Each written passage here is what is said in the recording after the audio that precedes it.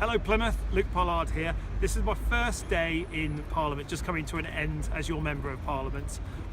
It's been a really interesting day for me. Not only has there been lots of induction and getting used to the weird and wonderful processes that is Westminster, but it's also been a chance for me to put into action the campaigns that I was running during the general election, in particular around transport. So I had a chance today to speak to Andy MacDonald, who's Labour's Shadow Transport Secretary, about the £2.5 billion worth of investment that we promised during the general election.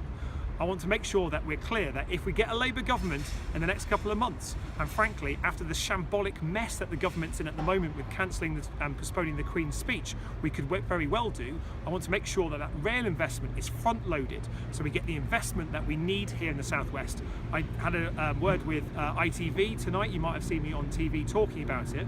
They were saying £2.5 billion is a lot of money. And it is. It's the first tranche of a £7 billion programme to get us the railway that we deserve. I make no apologies about campaigning for Plymouth's fair share. And that's exactly what I intend to do here. Didn't manage to pin down Labour's defence team today to talk about the frigates and Stonehouse Barracks, but I'm planning to do that tomorrow, because tomorrow I get to see the Parliamentary Party and Jeremy Corbyn. There's a real buzz around the Labour Party here in Westminster. You see the Conservatives, they look a bit glum. They're expecting to win a huge majority and they lost seats. The Labour Party MPs, new Labour MPs like myself, very buoyant, very cheerful, very happy, very focused on getting the job done and then winning more seats at what we expect to be the forthcoming general election as well.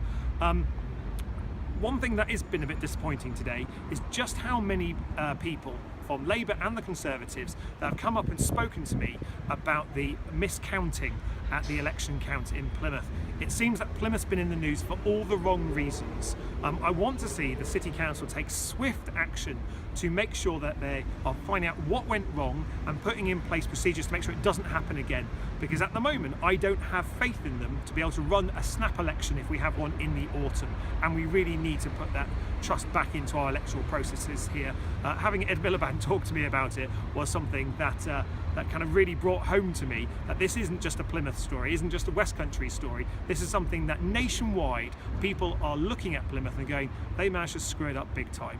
And I want Plymouth to be in the news for all the right reasons, celebrating what an amazing city we have and the potential we have to create more jobs and attract in more visitors.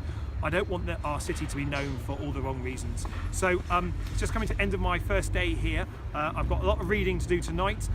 In particular, I've got a really thick briefing book from the House of Commons Library about the WASPI campaign that I'm really keen to read, because this is an issue that I campaigned a lot on during the election. I know there's thousands of women in Plymouth that are affected by the state pension changes, and these are the type of issues that I want to be campaigning on in Westminster here. I'll be posting more videos as the week goes on, but if you've got any questions, I still don't have all the parliamentary communication stuff set up properly. It's that frustration about how long processes take here that I think you may be familiar with the next couple of videos me getting annoyed about. But please send me a message on my Facebook page. It's the best way of getting a hold of me.